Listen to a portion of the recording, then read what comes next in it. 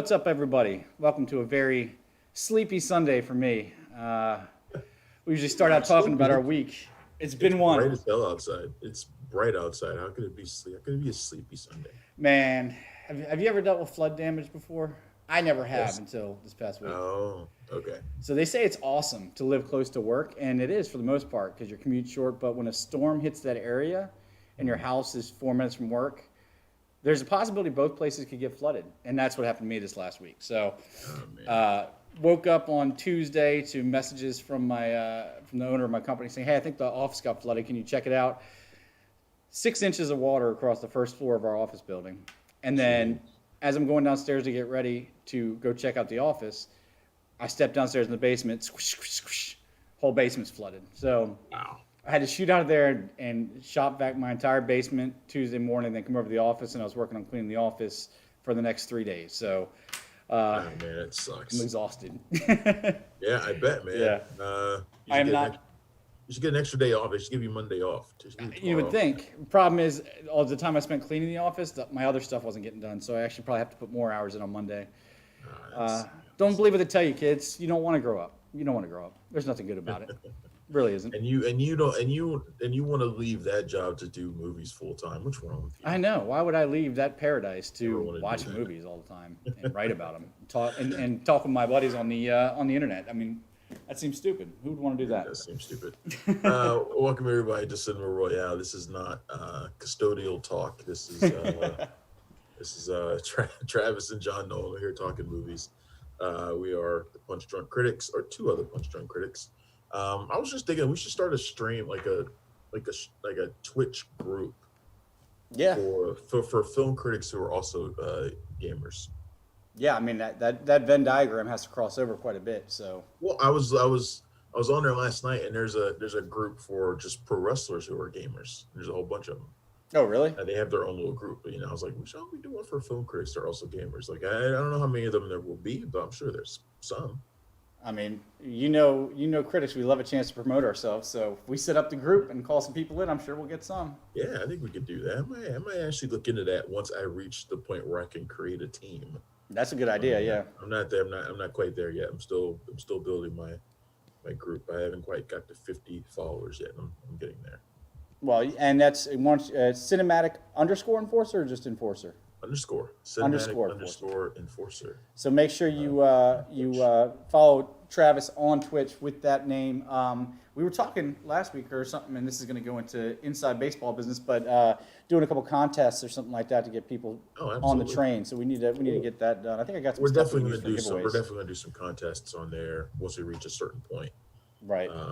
But yeah, that's absolutely a must to do stuff like that. It's been fun though. I've been enjoying the stream. It's been a lot of fun. Is it let me ask you, is it like an outlet for you? Like I know you get some real talk going on there and movie talk and all kinds of stuff. Is it Sometimes, yeah, sometimes I do talk movies on there, but I talk a lot of wrestling on there too and stuff like that. So mhm. yeah, it's been kind of fun. But mostly, I just enjoyed playing the games. I've Yeah. been playing, I've been playing Overwatch. So, and I was playing some Knights of the Old Republic on there, but because it's on Xbox. Yeah. It's being converted. It's a little buggy, so I kind of stopped. Oh. But I might play a little bit more once I get to Knights of the Old Republic 2. I'll do that one on there. But yeah, it's been fun. It's been good. I enjoy it. Uh, I wish I had more time to do it. I know, You right? know, like I can't be one of those consistent streamers that has like a day and time they do like a full schedule. Like they know when they're going to be on every time and they're always Yeah. there. Can't do that, man. My schedule's too bonkers, even with us stuck at home. So And that's the true it is test what right it there. is. Is even when we're in quarantine, it's still ridiculously all over the place. Yeah, it's the same. Nothing's changed. But it's been kind of a busy week. A lot of stuff came out this week in terms of movies. Palm Springs, Mm-hmm. Greyhound, The Old Guard, Relic. Those are four big movies that came out this week. Right. Last couple of weeks, maybe last 3 weeks, we've had a lot of really big movies that were either supposed to come out this year in theaters, um, or whatever, and a lot of them have kind of landed on streaming services and on digital because of everything that's been going on.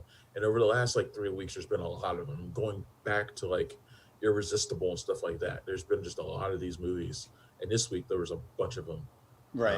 So it was really busy. Plus, I had that interview with Gina Prince Bythewood and Kiki Lane that I did, which you can find on the site right now as well. So it's been kind of nuts this week, Yeah. but fun. Not overwhelmingly so. And actually, I don't think I have any reviews for next week, so I might actually get some time away for the first time in what seems like ages. But Well, we'll and see. The last time I said that, I ended up with like 4 reviews that week. yeah, I don't know why you even said it out loud, but And I probably put some bullshit into the atmosphere now, and I'll look at my actual schedule and be like, oh, well. what are your plans for, as a perennial Comic-Con attendee? What are your plans for the virtual con this year? Or what Well, are you thinking about it?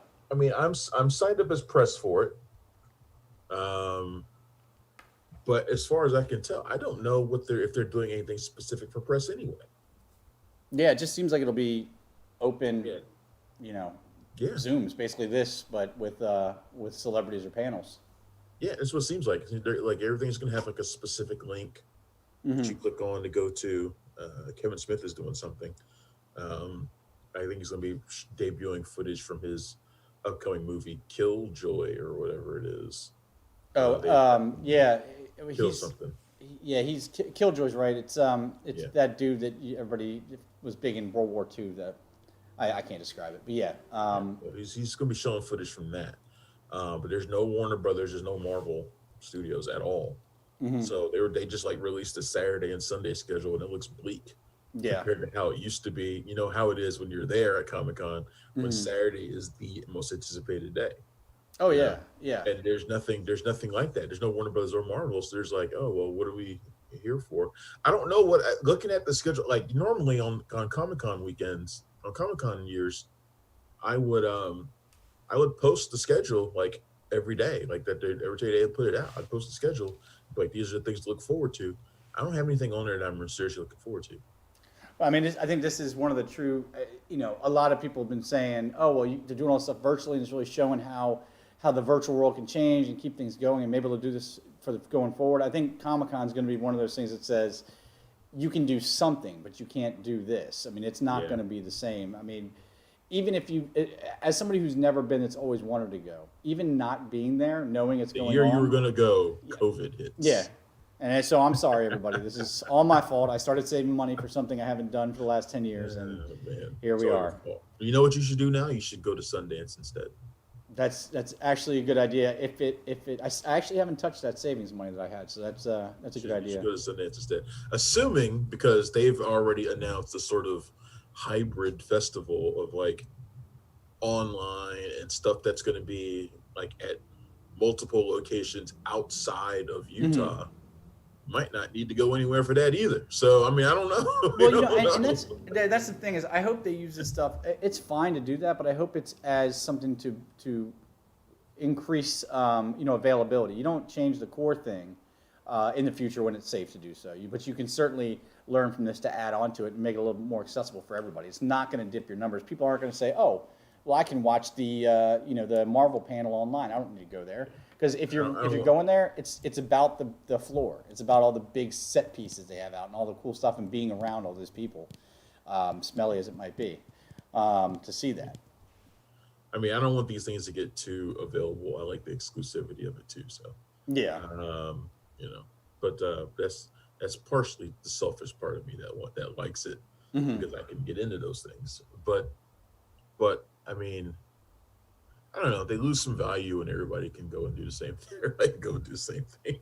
Well, yeah. I mean, the exclusivity. But if what everybody can do is see the panels. I mean, the panels they'll never really do that because they always have some clip or something they're not showing to the public, so they won't show that. But putting some of the CW panels online or whatever is fine. But and the thing is, most of those things are become available online anyway. Like most of those things, they put them online anyway. But they'll edit out like any footage that they show. Right.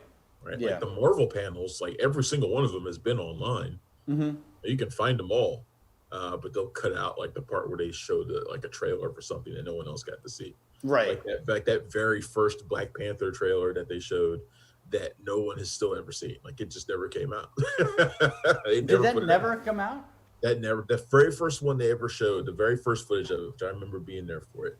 They never put it out. Ryan Coogler had begged people in the theater, please, in Hall H, please don't uh, don't put this out there. And And that they was actually like listened. the one time where people actually didn't do it. Like they didn't put it out there. No one did. It never came out. And it was mostly the car chase and the fight scene at the casino. Hmm. It's mostly what it was, and it was like we were like everybody was blown away, of course. Oh yeah, yeah.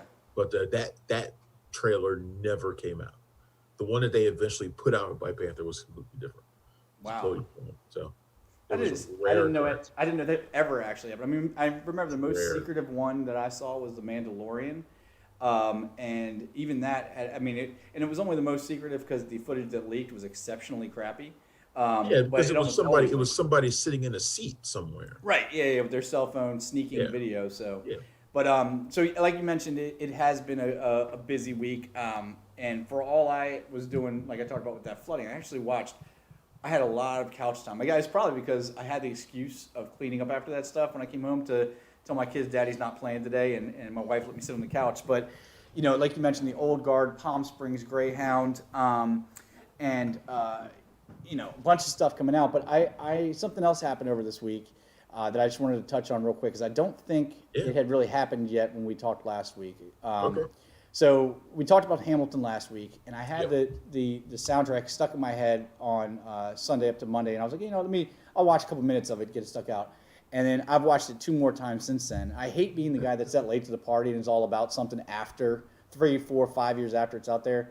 Yeah. Damn, that's a good show. And did we talk at all about the backlash against it last week? No. So, what are your thoughts on? I've totally ignored it because it Okay. sounds stupid. What is the backlash? The backlash is just basically saying that since the people that are portrayed were slave owners, they should only be portrayed as slave owners, and they shouldn't have a play about them, basically, or because even those that weren't fighting against it. I, you know, as much as I am in support of this movement to contextualize and confront this country's racist history, we're doing it more now than I think we have at any point in my lifetime right now. You don't have to do it for every goddamn thing. The thing about Hamilton is the very nature of it is an answer to all of that. Right. The very nature of it, by putting people of color in these positions as the founding fathers of this country, is an answer to all of that. You don't need to go an extra step. Right. You don't need to do it. I don't see the point.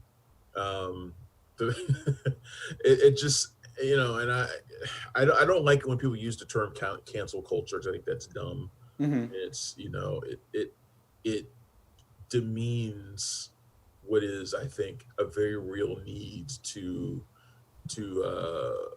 be against and to turn against things that are hateful. Right. Because cancel culture is always against something that is hateful. Yeah. Yeah. It's like people who want to cancel J.K. Rowling. Well, J.K. Rowling's being a real bitch right now, and to trans people. I don't care if you cancel her. Go ahead, the way she's acting, stuff like that. Yeah. It's like it's always against something that is hateful, which I'm totally against. I'm totally for it. Please cancel those things as far as I'm concerned. But when you label it hashtag cancel culture and you start getting all upset about it, it demeans the entire thing. Yeah. But you don't need. But Hamilton, you don't need to go an extra step. Like I said, the very nature of it, of what Lin-Manuel Miranda was doing, was in response to this country's entire history of being for white men, about white men, history created by white men. Right.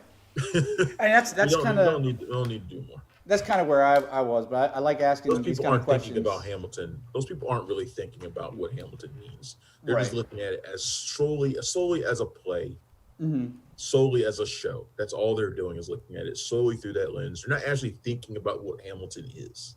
Right. Yeah, and that's kind of where my thoughts were. But my perspective is skewed on these things, and I know a lot of people out there are probably the same as me, and want a little bit more information to see how it is throughout for other people. So I figured I'd bring Yeah. that up real quick. But Yeah. we've spent a lot of time on stuff like that over the last couple of weeks. So let's talk about something. Not that it's too much time, or not that it doesn't deserve it. But let's talk about something fun. We both saw. I know you saw the Old Guard before I did, Yeah. and I'm curious. You probably already know that I love that movie. yeah. I think it's great. I mean, my review has been up for over a week. Talked about it a lot this week. Like I said, talked to Gina Prince Bythewood and Kiki Lane about it. It was a really fun interview. But I'm curious to know what you thought of the Old Guard now that you've seen it. Oh, I mean, I loved it. I loved it. I thought it was great, and I think it's the best of the action movies that they've done. Netflix. I yeah, think it's the best one they've had. yeah, and Extraction was really good too. And there's not really parallels, but the structure of the movie, specifically, the end credit scene almost mirrors the same. You can tell they're trying to build not universes but franchises out of these films. But the thing that struck me, Netflix has made a turn. They turned a corner. Before they were just trying to, in the beginning, they were just trying to make movies to show that they can make movies, and then they wanted to make prestige movies. So you had your Romas and your the Irishmans, right? and I would say probably since about that horrible Cloverfield movie that they bought. They've tried. Yeah, the space one. Cloverfield Paradox, whatever it was, which is really bad. They've been trying to build franchises. Now, I think they realized they couldn't do that by buying other people's refuse like Cloverfield. Right. But they could do it by bringing in top filmmakers and making movies that you would generally see in a theater. Which is why you got movies like Extraction and why you got movies like The Old Guard. And why you got movies like Bird Box, which they're talking about doing a sequel to. These would be blockbuster movies in a theater, and Netflix is bringing them to you. And they've turned that corner now to trying to focus on that and building franchises. And all three of those movies I just mentioned, Bird Box, Extraction, and The Old Guard, will be franchises. Like they're already looking like franchises. One movie in for each of them. Right. They're looking like they're going to be building into something more. That's where Netflix is at right now, and I'm here for it. I like it so far. Oh, yeah. And in terms of those three movies, they're 3 for 3. They're not batting 100 for all their movies, but those three, yeah, they're doing. When they really good. swing, they tend to hit. And the thing about Old Guard is that whereas Extraction could yield a sequel or two, same with Bird Box, this has the chance to be a real universe type deal, just based on the premise of it. For anybody that hasn't seen it or hasn't read the premise, essentially they're immortal mercenaries that have fought through time. They don't know really why they're immortal, but they're immortal. I don't need to know that either. I don't want to know. What do you mean? I don't want to why know they are? why Yeah, they no, I are. don't need to know why they are. I don't want a sequel to delve into the origin of their race. No, I wouldn't want that. Whatever they are. I I don't want a want sequel. anything like that. I don't want to know. Please Yeah. don't. I Please say don't do that. treat it like Assassin's Creed. Like give me a the Old Guard Spanish Civil War. Give me the Old Guard medieval times. Because they established that Charlize Theron's character is over 2,000 years old in the film, and it's just this movie hit on a lot of different levels. With the climate of today, they managed to address a lot of the diversity and inclusion points that have been missed in other places without hitting you over the head with it, which I think is important, because nobody wants to be included. You don't want to have an LGBTQ character and say, hey, look, here's our gay guy. It's a person that's on the cast that you don't really you don't spare them out because of that. They're there because that's how it is in the real world. Well, this is one of the things that the Old Guard does really well, and to expand on sort of what the movie's about for those who haven't seen it, and judging by the insane reaction people had to my review, there's a bunch of people out there who were really eager for this movie. Hmm. I told Gina that I was surprised and shocked by the level of response to that review in particular for the old Right. guard. Like people were going nuts, not for my review necessarily, but for the movie, Right. wanting to see it so bad. But to expand on what the premise is, they're immortal mercenaries fighting the good fight. They're not like bad guys. They're fighting the good fight. And like I said, Andromachus, which is Andy, Charlize Theron's character, has been around for a couple thousand years, but that team has been around together for almost as long, and they finally have like a real threat to their lives come in at the same time that they discover a new member of their group, of their tribe, I guess you could say, Right. played by Peaky Lane, who's an ex-Marine in the film, named Niall. And so they got all these things coming at them at the same time. Hmm. The characters you're referring to, there's a couple of characters in the team that are gay. And one of the things this movie does really well, because there's a billion movies about immortals and how living a long life isn't all it's cracked up to be. Everybody's done that story. This is the first time in a long time that I've seen one that actually makes me feel like, yeah, being immortal could really kind of suck. Yeah. The two gay characters, one played by Marwan Kanzari from Aladdin, um, you got to imagine in their situation, they've been lovers together for hundreds of years. You think being gay isn't tolerated by people now? Yeah. Imagine how it was across millennia.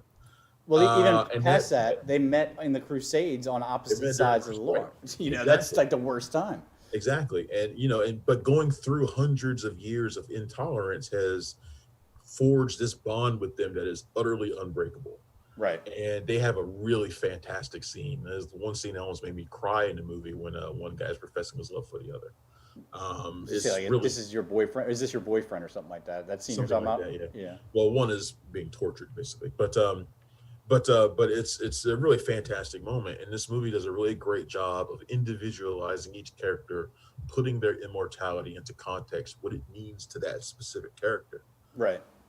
Like all of them they're different people. They all have different outlooks on what their immortality means.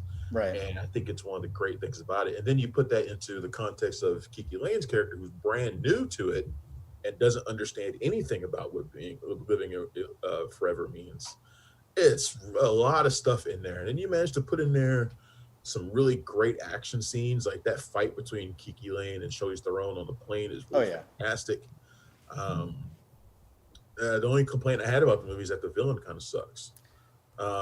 His motivation is while I understand it, it's pretty weak, and the guy It's playing him is generic. weak. That was Dudley Dursley, right? It is Dudley. No, It is it's Dudley totally Dudley. Yeah. It's Harry Melling. It's him. But it's just that the character doesn't really do much for me. He never felt like a threat, like at any point to me. So Yeah, and he kind of came off a little. And I'm with you almost to the letter. I mean, my only downside was the villain. And honestly, in movies like this, the villain to me is something that can elevate a film, but it doesn't really hurt it as much when it's a straight action movie, because you kind of or at least I kind of expect the default generic bad guy, and that's what he was. Physical threat. They need a physical threat for like the sequel.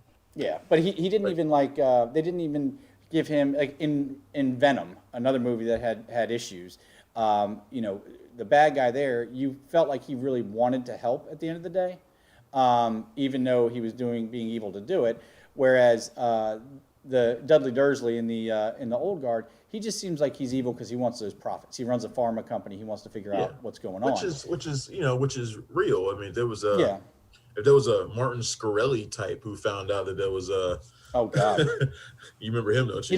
He looks about as creepy as Martin Scorsese. Right. I mean, he actually does. He looks a little bit like Martin Scorsese. But if there was a Martin Scorsese type who discovered something similar to this, do I doubt for a second that he would do the same thing? No, absolutely not. So his motivation I get, and it strikes home. I get it. It's just the character itself didn't really do much for me. And he had his right hand man who was sort of like his physical, did the physical stuff for him, but he just kind of showed up out of nowhere. He didn't really mean much. Right. They need like a real serious threat, like somebody who's been hunting their kind for generations or something. So they need something like that. A Kurgan, if you will.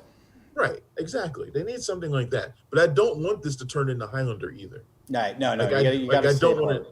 Right, I don't want to discover that there have been thousands of them, like in some like on some other country somewhere, or there are thousands of them scattered around the country somewhere. I don't want that. Part of the thing that makes it special is that this feels like this is all of it. Like this is it. Like this is all there is. Like these 5 or 6 people, that's all there is. And like the mystery around it. The discovery of Kiki Lane's character is like a big deal. Like she's like the first one in like a few hundred years. Like I want it to stay like that, stay unique like that. Oh, absolutely. Now I have an idea in my head about what they could do that would be awesome. Well, I mean, I think the oh wait, you mean for the sequel or to explain it? I mean, I think that was one of the, and I don't want to spoil anything here, but let's just say the one thing about immortality that people don't really think of when you look at these movies is what your most horrible possible fate could be if you couldn't die, and they kind of address that in this, and that's really all I'll say, and it plays into everything. There are fates worse than death for somebody who can't die. And I'll tell you, there are very few movies make me squirm or like have a visceral effect on me, just like Jesus. Oh, like, but the more I thought about that, the worse that it became. And there's just so much. I mean, you mentioned Gina. What's her last name? Gina Prince Bythewood. There you go. She's the director of the movie. What's that? First real action movie. Is her the one who did Love and Basketball and Beyond the Lights. Right. And this is her first real action movie. She's supposed to do that Silver Sable and Black Cat movie for Spider-Man, but that doesn't seem like it's going to happen. Well, I mean, it's the first real action movie. That's the second part of what I was speaking to as far as the role this plays in enhancing diversity and things like that is action movie directing. We've had female action stars. It's always been a hard fought battle, and there haven't been many, but directing action films has been few and far between for female directors. I mean, you have man, I'm blanking today. The Punisher Warzone. What's her name? Lexi Alexander. You have a couple like that, but you always make fun of me because I always say her name first whenever we talk about. Yeah, you do. That's why I was kind of pissed that I couldn't remember it. But this feels just like any other movie, as it obviously would. It's just directing is not a gender specific thing, but it takes it to stand up with the best of action movies now. But then there's Charlize Theron, who, this is obvious to everybody, but as I was thinking about it, I was like, man, what a weird trajectory for a career. Like, she went to the A-list dramatic actress Oscar winner thing, and then went into the action movies, and has become just as effective as that. But it seems like she's almost, I don't want to say going backwards because that implies a negative thing, but she has become, in her mid-40s, a first-rate action star. And, between Atomic Blonde and this only, you don't even have to put anything else in there. That should put her up there. It's just impressive that she's able to do all sides of the stage. What? Mad Max. Mad Max, yeah. That was the role that really did it in terms of making her an elite action star. Was that remember they tried to turn her into an action star earlier in her career with like Aeon Flux. They tried to. I was saying Aeon Flux, but then no, I was thinking Ultraviolet. I knew she was in that. I was mixing Ultraviolet. Yeah, it was Mia Jovovich. Yeah. But they tried to turn her into an action star early on, and it didn't really take. Didn't help that Aeon Flux is a bad movie. Yeah. But yeah, Mad Max, that was 2015. Mm-hmm. That really did it. And then of course, Atomic Blonde was had some great action sequences. I don't think it's a great movie. Had some really good action though. Mm-hmm. And then this, she's just been, of course, she also did Fate of the Furious. I shouldn't leave that out either. Yeah, I'll leave it out. Huh? I'll leave it out just because it came on the other day, and that haircut she was rocking in it. I don't know. It's also possibly the worst of the Fast and Furious movies. It's really bad. Right. Fate of Furious is really bad. Yeah, by like you can forgive anything Fast and Furious standards. Yeah, that was the one that Jason Statham has the baby on the plane, right? Is that the same one? or is that the sequel? That's the one. That's the one where Vin Diesel and The Rock wouldn't do any scenes together Oh, that's right. Okay, yeah, because they were beefing. yeah. So they had to like navigate the script around that. It was just stupid. Yeah. It's just a dumb movie. So all in all, I'd say The Old Guard is a go for your action movie pick on Netflix this weekend. Yeah, absolutely. The Old Guard is definitely a go. I'm pretty sure most people by now have already watched it. Most people Right, I know who are looking forward to it have already watched it. So, right. but yeah, it's a really great film. I can't wait for them to do more, and I know they will. I did ask Kiki and Gina if they would come back for sequels. They're both going to do Tight-lipped. it. So we watch it. So So jumping over to Hulu, Andy Samberg, who until I please watched, tell me you watch this. yeah, I did. Until Okay. I saw Brooklyn Nine-Nine, I could not stand Andy Samberg. I don't know what it was about it. I Like, still can't stand Andy Samberg. I took heat on Twitter because I had tweeted how much I love Palm Springs despite Andy Samberg. yeah, And and I got a lot of replies from Andy Samberg fans and fan groups that were not happy with me saying that. But I don't like the guy. I just don't find him very funny. well, I'll tell I you, really like him in Palm Springs. the thing about Which him is in Brooklyn Nine-Nine is the only time that he's really likable. When he's goofy, he's childish, but he's also heartfelt and he's serious at times, and you kind of get that into it. And yeah, whatever. But it's when he's God damn it! Every funny white man can play that role. I don't know. He's exceptionally good at it. Where he really rubs me the wrong way is when he's trying to be Adam Sandler, or I should say Billy Madison Jr. He's trying too hard. Like his Parks and Rec arc, almost all of his bits on Saturday Night Live. Hot Rod. These are all things where he's trying too hard, and it comes out. Hot Rod. I hated that movie so bad. Yeah, That but was one of those I wanted to walk out of, but I didn't. Palm Springs though is brilliant, and let's not forget. So Palm Springs played at Sundance this year, mhm. and I purposely avoided it because it was Andy Samberg, and I felt bad because everyone there said you should go see Palm Springs. You should go see Palm Springs, and then it turned out to be the highest selling film ever in the history of Sundance, like $17.5 million by Hulu and Neon, which is a Wow. lot of money. Neon is really awesome. I love those guys. Yeah, Hulu's doing some really good stuff too. Hmm. And the movie, and plus the premise to me sounded like, it sounded like something I could take it or leave. It was like, okay, How many Groundhog Day movies do you need? yeah, I know. I was like, it doesn't excite me anymore to hear people say it's a Groundhog Day-esque premise. Like that doesn't do anything for me anymore because everybody does it. But this is a really different take on it, and it stars Andy Samberg as a guy who's stuck on a time loop doing the same day over and over again, except it's on the day of a wedding, and it's not even his wedding. It's somebody else's wedding that he's attending. Right. And Christian Milioti plays someone who's there at the wedding as well, who also gets stuck in the time loop, and the way she gets stuck in the time loop is really funny too. And that's something. This is something that we haven't seen before, and it's not so much about trying to like reverse events or stop somebody from doing something. It's about falling in love in this kind of situation, and it's really interesting. I did not expect I was going to like it, but I just found it to be really, really sweet and funny, and their interactions with each other were just brilliant. Right. And I didn't expect to like the movie as much as I did, and especially for something it's so short. It's like 90 minutes, like less than 90 minutes. It's a quick get in and get out. You enjoy yourself. And if there were a movie that I think was like perfect for the summer, it would be this. It would be this movie. This would be a great summer movie to watch at like a drive-in right now. To go and watch it. Oh yeah, especially a drive-in at the beach because I don't know if they actually even do this, but I know rich people do this in their house. You get that inflatable screen, your projector outside, you sit in the pool and watch it, kind of like they're doing up in the corner there. It's like I said, Groundhog Day thing has really, I don't know why, but it sparks my anxiety whenever they do these repetitive day things. I will say this really didn't. Like, they always, like, the first time they go through the day, it's the full day, and the next time it's 80% of the day, and then it's just little bits of the day as they go on. As long as they make that transition to little bits of the day quickly, I'm good.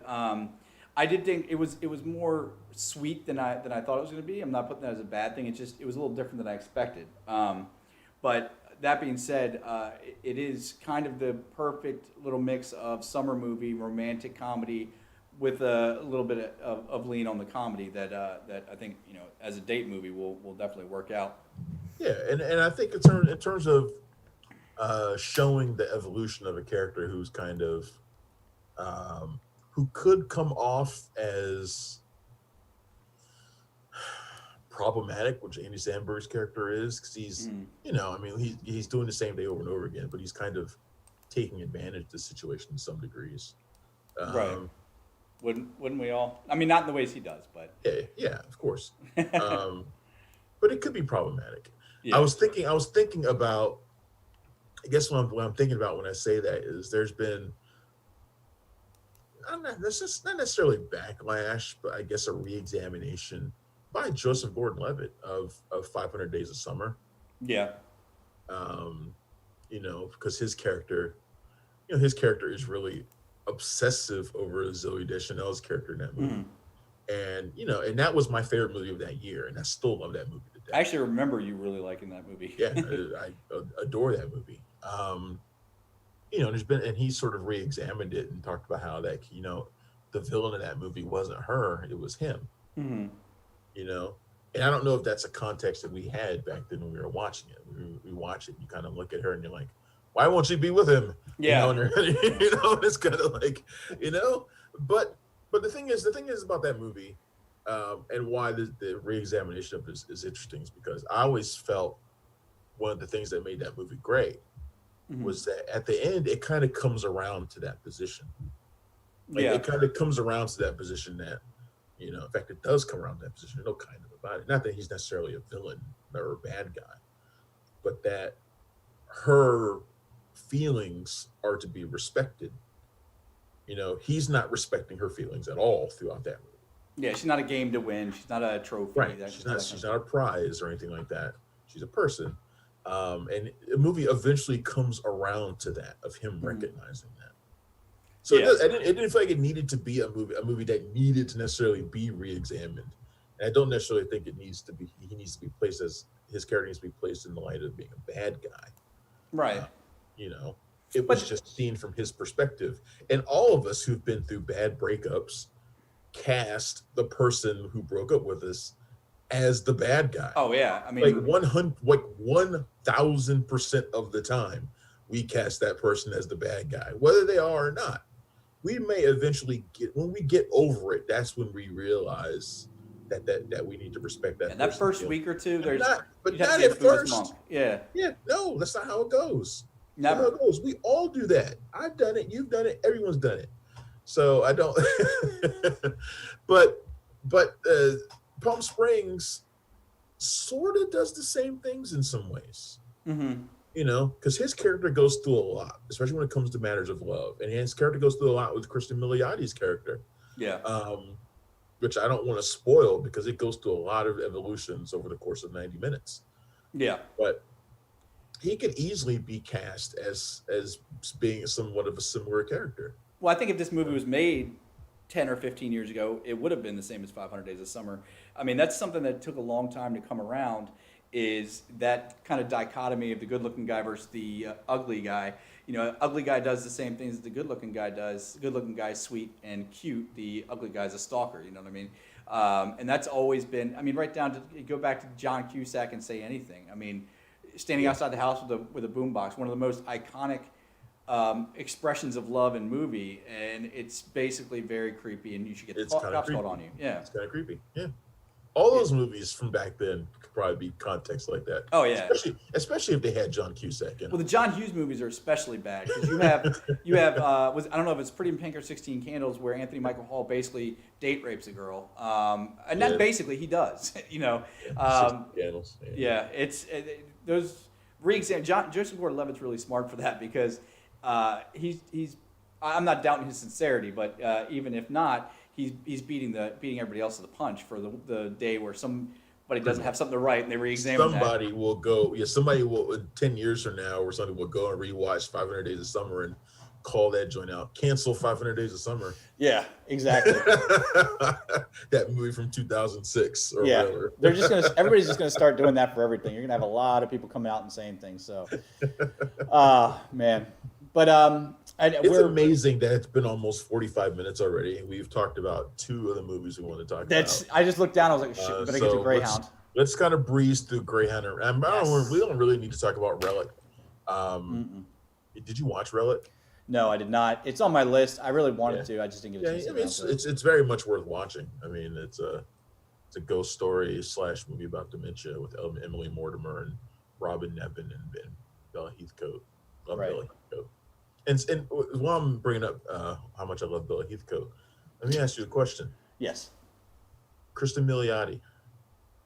Oh, I like her.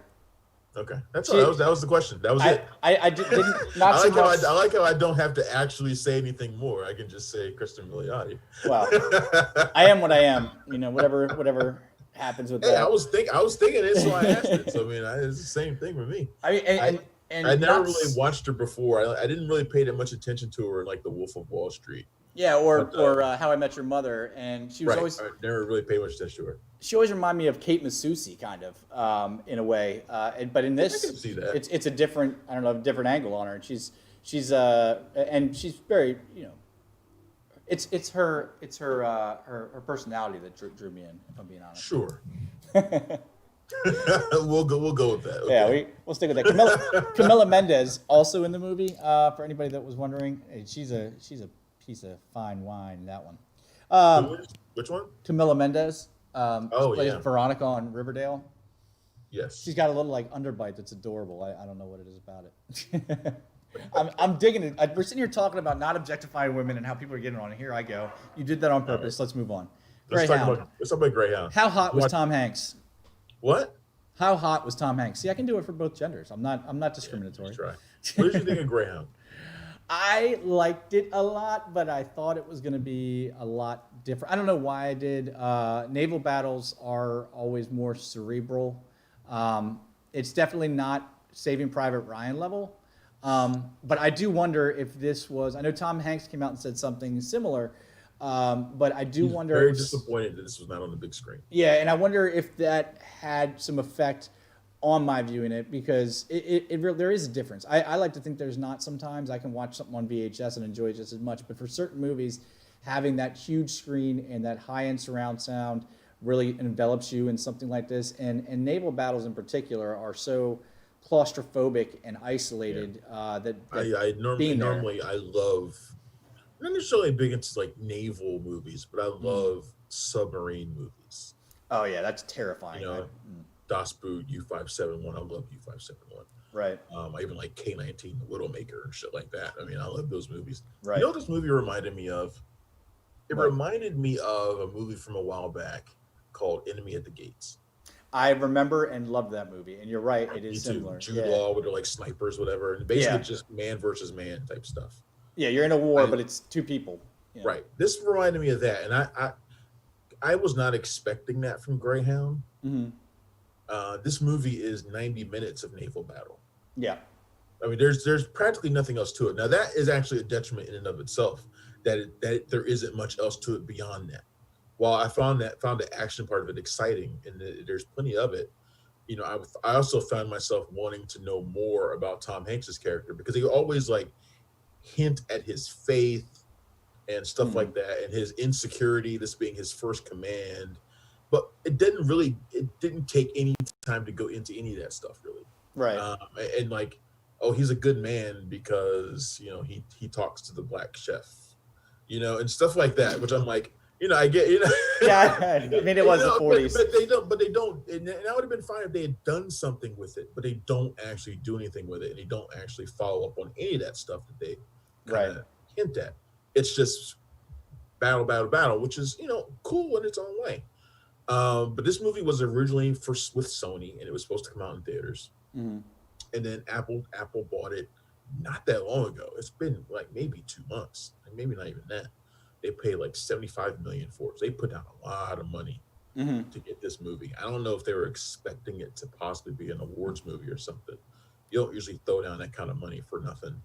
I just don't. I don't see this being a blockbuster in the summer. But I think if they had intentions of putting it out in theaters, they would have expected to be a blockbuster. But it's just, and I don't think it would have been. But Apple was just so desperate for content. They need content for Apple TV Plus so badly. They were willing to put right. out big money for a big name project like this. This is a big name project with Tom Hanks in it. I mean, Tom Hanks is really the only star in the movie, unless you count Elizabeth Shue. I always count Elizabeth Shue. I'm sure you do, but I don't. As much as I like Elizabeth Shue, I don't count her as a big star. Right. But there's not much more to this movie than that, and that stuff is really exciting. The battles are really good, really very well done. Can't remember the name of the guy who directed that thing. Andrew Schmidt. Andrew Snyder. Aaron Schneider, who did Get Low. Aaron, yeah, Jesus He Christ. did Get Low, which I remember seeing at Sundance, I think. This is not the kind of movie you expect from him either. It's a different kind of film for him. But Greyhound it's a solid movie, and I hate that word "solid" because it doesn't really mean anything. It's like interesting, it doesn't mean anything. Yeah. But in terms of like describing it, I guess in my review I described it as admirable, because that's what it is. I feel like it does a good job of depicting the heroism of these World War II naval captains, what they would risk, what they're up against, what they're up against, what the dangers are. I mean, I can't think of anything worse than being on a ship like that with a torpedo coming at me, with torpedoes and mines in the water everywhere. I couldn't imagine how frightening the tension that would be. How do you go to sleep at night on your bunk knowing that at any point? Yeah, and so that was the biggest draw to me was not the action, and what I think they could have used more of was the suspense. I mean, what you're hitting on there is the biggest draw to this movie. And when I first saw the trailer, I was thinking Jaws with big naval warships, because you have the Wolfpack, Nazi Wolfpack, which are their U-boats that there was nobody matching the Nazis underwater during World War II. Took me out of it when that guy was calling them and speaking in English too. Yeah, that part didn't work for me. I understand why they did it.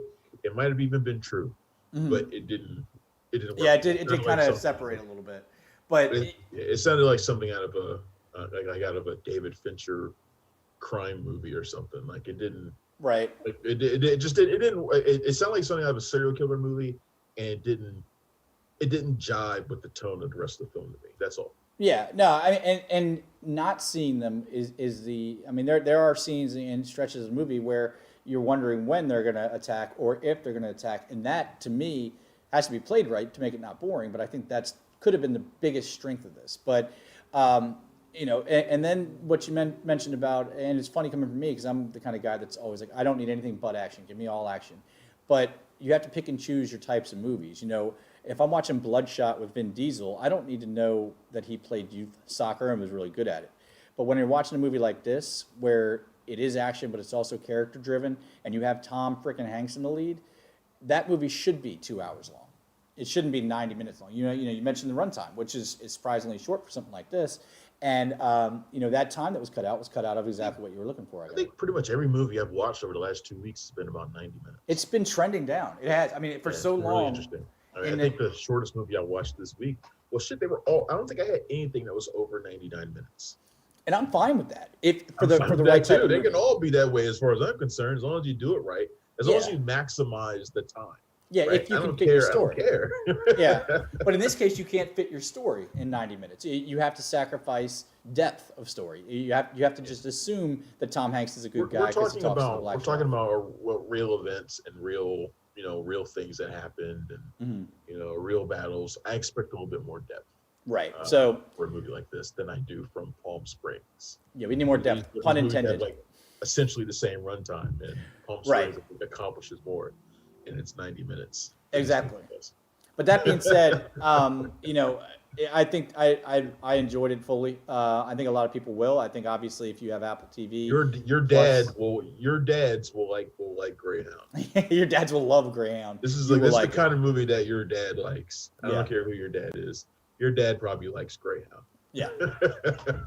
He could put the VHS when they release it right next to the Outlaw Josie Wales and all that other stuff that dads Right. watch all the time. Um, but yeah, so you know, I'm good with Tom Hanks staying in this World War II zone that he's in because it's just Oh, such a we should also mention that Tom Hanks wrote the script for this. right now. Is that the first time he's written other No, stuff? he wrote the last time he wrote a script was Larry Crown. So it's been a while. That was 2011, I think. So it's been a while since he's written a script. But is this the first war movie that he's done? Like him and Spielberg and their Yeah, I think it might be the first war script he's done. mm-hmm. I don't know how many movies he's written. Period. Or I don't know if he's written anything for TV that I don't know about, considering all the HBO war things that he's like been producer, like at least been a producer on. Right. I don't know.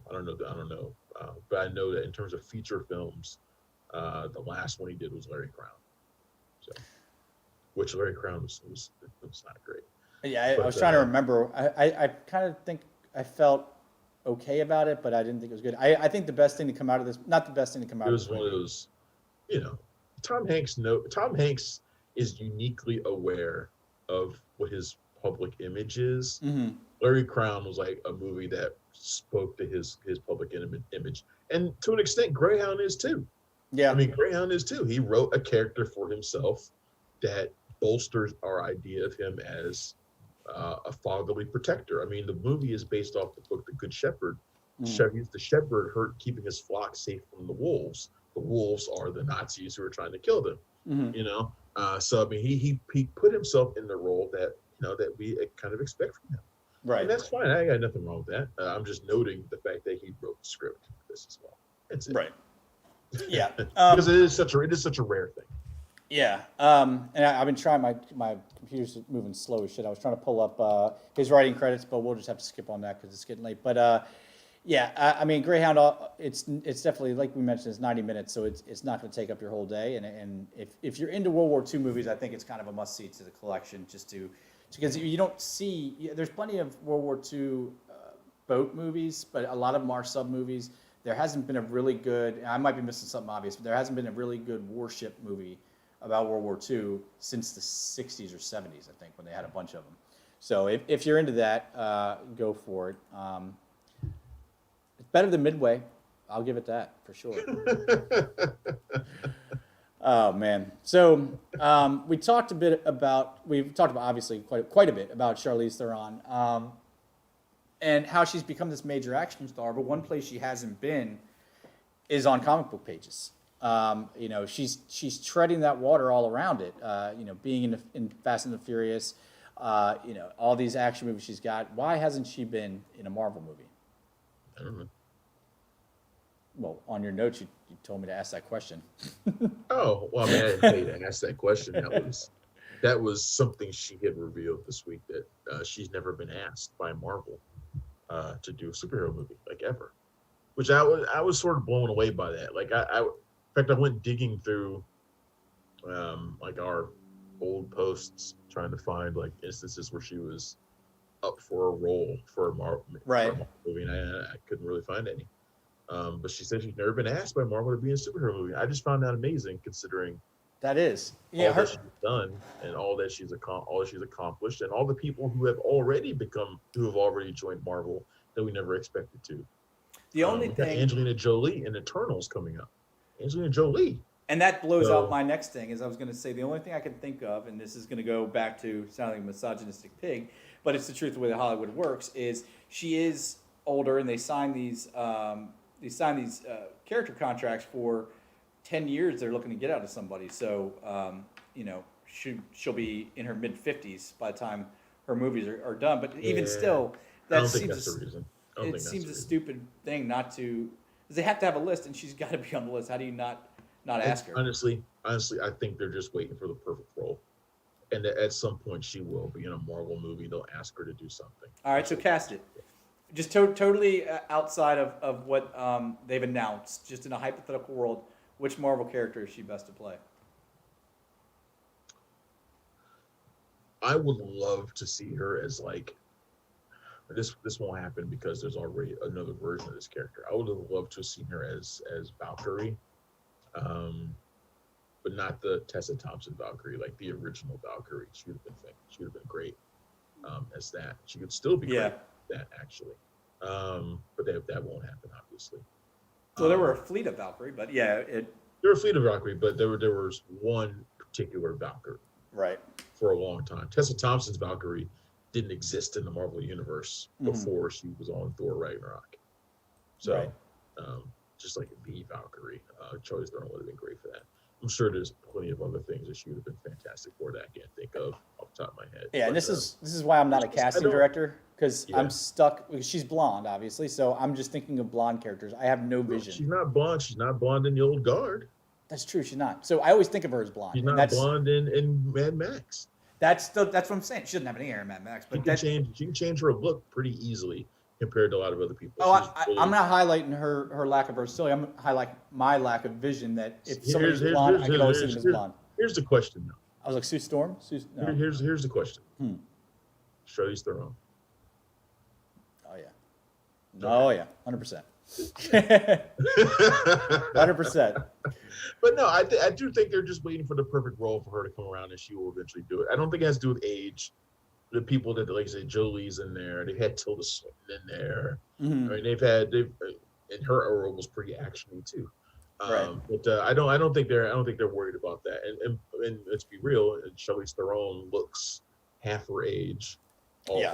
She looks half her age, and regardless of how she looks, if she looks half her age, she's badass right now. Yeah. Doing whatever it is she's doing. I mean, so there's a ton of stuff that Marvel. I'm sure Marvel has their eyes on something that they would love to ask her for, and that at some point it will come around. We just haven't got there yet. And then there's also the chance that she's already been asked and was just playing mom on it. I don't think she would do that. Because in the context of this interview that she gave, it didn't sound like that. It didn't sound like anything like that. She was being pretty straight up because she was talking about how she's, she hasn't really needed Marvel. She's been able to forge her own pathway. Right. That was the fact. That was the entire point of it. She's been able to do her own thing. She hasn't needed Marvel. So I don't think they've been asking her for anything. I think she's legit. She legit hasn't been asked yet, but I think that will come around at some point. So sticking in the comic book world, we got Janelle Monáe as Storm. I didn't see this story. These are the two stories you're starting off with. Well, we got the Batman spinoff to talk about as well. I thought you would start off with that. No. I figured it kind of went together a little bit, but yeah, Janelle Monáe. So obviously, they play Storm. She's not playing Storm. She wants to play Storm. Right, but it leads into a question of what do they're obviously rebooting the X-Men after the last movie, Dark Phoenix, but is there a chance they keep, if somebody's really good, they keep them? Like, obviously Ryan Reynolds will stay the same, but they can always play that off for jokes. You think they're going to keep Alexandra Shipp as Storm? I kind of liked her. Storm it was the first Storm that was, like, to me, authentic to what I remember from the comics. She sounded South African. She sounded. Yeah, but she didn't do anything in the second movie. In Dark Phoenix, she didn't. She did absolutely nothing. But less than nothing. The bit she had. She complained openly about the fact that Storm has nothing to do in the second movie. Right. So I don't know. They're probably not going to keep that. They're probably not going to keep her. Well, not her specifically, but do they recast everybody? I mean, I guess you might as well. Yeah. You recast everybody except Ryan Reynolds. And the reason why you do that is because Deadpool, he can write everything that he's been through as Deadpool can be written off with a single line of dialogue. Right. Yeah. He's the only one that can break the fourth wall and and basically do what he wants. Exactly. So that's why that's why you keep him. You can just write it off. It's so easy that it doesn't really matter. Right. So plus he's the one that's the most popular. So why would you do it anyway? But fair enough. But yeah, you could just write it off as being some sort of weird dementia or something he's going through. Whatever. They could do whatever they wanted to. They could literally have him hop from a comic book page into the screen and everybody would just accept it. But yeah. Well, that's the beauty of that character is the complete and total utter, and the beauty of the character plus having the exact right person to play them, that it just works with him there. So, all right. So we'll go to the. I like the idea of Janelle Monáe as Storm, though. I mean, she's a little petite for it, maybe. Yeah. But you know, I just want to know if Halle they, Berry's time has passed for that role. yeah, His leadership was fine for the first film, not so much the second one. She didn't get to do anything. She hasn't made enough of an impression to hold on to that. If Marvel wanted to even do that, right. um, you know, or maybe, who would be good for it? That would be really interesting. Hmm. Jodie Turner Smith from um, Queen and Slim. Oh, I was so confused. I thought you were talking about Cody. For some reason, the guy that played Nightcrawler, I was like, he's a dude. What are you talking about? Smith McPhee, no. Yeah, I'm saying Jodie like Turner that. Smith from Queen and Slim Right. would be pretty good, I I think, at Storm. I just want them to make sure whoever they cast is age appropriate to Chadwick Boseman because I desperately want to see that Black Panther Storm hookup on the big screen. I want that to play into something. I could think of worse ways to introduce Storm and to introduce mutants into the MCU than to have Storm show up in Black Panther 2. Yeah, because that's the other thing And is you make don't need a every. sort of love triangle between T'Challa and I can't remember Lupita Nyong'o's character's name, but Yeah. make a sort of a tense love triangle thing going on there. Right. you Yeah, I know? mean, because everybody keeps thinking of the X-Men as a group, but I mean, nothing says they have to introduce them as a group. It can be that they're Yeah. introduced across 5 or 6 different movies that come out, and then Yeah. you have a group movie instead of Avengers. You have X-Men, and that's their I group think movie. it's just as likely that when they introduce Wolverine. I think it's just as likely they introduce him by himself. Yeah. Oh yeah. I Yeah. don't think they introduce him, and certainly Deadpool will be introduced by himself. Hmm. I don't think they introduced the X-Men as a team at all. Actually, I think they introduced them slowly. With I a mean, that person makes the here, a most sense to person me. there. Yeah, you introduce a person here, a person there. You establish that mutants exist, Hmm. and then you worry about introducing the team. Right. I always hated the idea of them doing some kind of Crisis on Infinite Earths type deal in the Marvel Yeah. world where they all just show up and like, oh, we're the X-Men, we're here. Yeah, no, that's a bad way of doing it. Yeah. So Gotham just ended last year, and now we've got a brand new take on Batman, supposed to hit theaters October 1st, 2021. So that's a whole another year away now. But on the TV world, so Matt Reeves is doing a Batman spin-off that's kind of like Gotham, I guess. Yeah, it's him and Terrence Winter, writer of The Sopranos and creator of Boardwalk Empire. Mm-hmm. So they're doing a spin-off of the Batman, which comes out next year. We're thinking that the movie's probably going to be a trilogy. It probably will be. There'll probably be some sort of expansion of that universe. This pretty much confirms that it will be definitely not part of the DCEU. Mm-hmm. But this spin-off is going to be a prequel, is what it sounds like. It's going to be a prequel. And it's going to be very similar to Gotham. It's going to be based on the Gotham Central comic books. It's going to go into the corruption of Gotham City, basically. Yeah. So I don't know. We don't know how far ahead of the Batman it is. So we don't know if you could possibly see a Bruce Wayne in there, like a young Bruce Wayne or whatever. We don't know. Right. We have no idea how that's going to go. It's really early on in it, so we don't really know anything. Yeah, I just love this it's idea interesting. of having these. I mean, because we obviously the ground's been paved by things like Agents of Shield, but it's never been really utilized. Which has been great this year, I might add. I keep hearing that. I need to get back into it. I'm about This 3 season seasons has been behind. a lot of fun. This Yeah. time travel season. Yeah, see, that scared the Pretty shit good. out of me when I heard that because I was like, oh, time travel. I mean, I don't know how that's going to work, And I'm fine with time travel in general, but when you insert it into the 7th season of a show, it's always questionable. But This is the first season I've watched in a while. Like I haven't watched one since maybe season 4 or 5. so you just jumped back in, or did you get caught up first? I just jumped back in. Maybe I'll I do just jumped that. back in. I didn't watch last season at all. I knew Maybe- they were facing like chromacons or something like that, like these robotic things, alien Right. things, but I didn't watch any of it, so I don't know anything about it. I just jumped in. So Maybe I'll do that because I don't have time to catch up with that. But honestly, I don't think you need to. I don't think after No? watching this far of it, I don't think you need to have watched it. I mean, it's time travel already, so you're kind of starting from square one. that's true. Yeah. With them. So it's been really fun. They've been they're doing some different things in terms of like stylistically. Mm-hmm. They've been doing some different things. I love seeing Mac as the leader. I was thinking about it while I was watching it. I think Mm-hmm. Mac's been the leader for a few seasons now. Because I think even when I was watching it, it just become leader Mm-hmm. of Shield. But I was thinking about of the characters that I would want to see if any of these characters ever made the jump to the MCU on the big screen. The ones I would want to go, Mm-hmm. and I think primarily it would be Mac, played by Henry Simmons. I would want to see him make the jump to the big screen, and like Ming Na. Like I would want and Ming Na as May, Agent May. Yeah. Like they're the two characters I would want to see make the jump. Yeah, Um, I could More see so that. than Coulson. Like I don't need to see Coulson anymore. No, his Um, time is done. yeah, But that show, the one thing about that show, and really all these shows, is that none of them felt cinematic to that level. Like if you look at like Chloe Bennett and I'm looking at Chloe Bennett. Fitz, yeah, Fitz and Simmons, and all that, they're great characters, but they don't feel like So you so could. here's a question. Oh yeah, yeah. Chloe Don't even Bennett. ask it. Yes, 110%.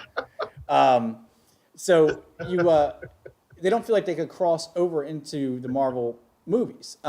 You could see some cross down, like Lady Sif came down, and that wasn't too jarring, but none of them felt cinematic. Like you could drop them in a movie like The Avengers and say, "Oh, we're your backup" or whatever.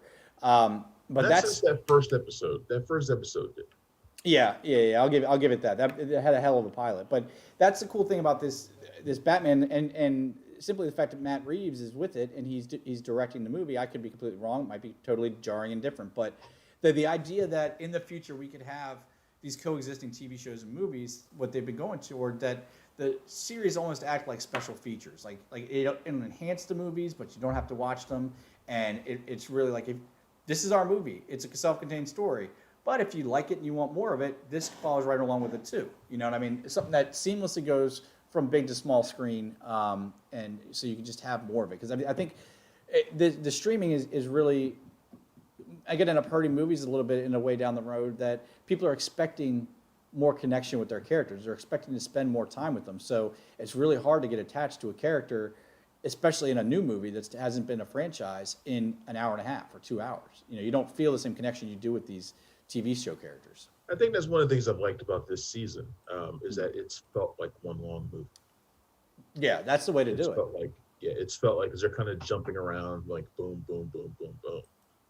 It's just kind of keeps going and going and going. It feels like one long movie, and I think that's if I was going to do a show like Agents of Shield, that's how I'd want to do it. Oh yeah. I'd want to do a show like that, like not so episodic. You don't need a monster of the week. You can Right. you can It get should your little be arcs just like without that, it. like one long mission, right? But spread out over the course of the season. That's kind of the way this season has been. It's been a lot of fun.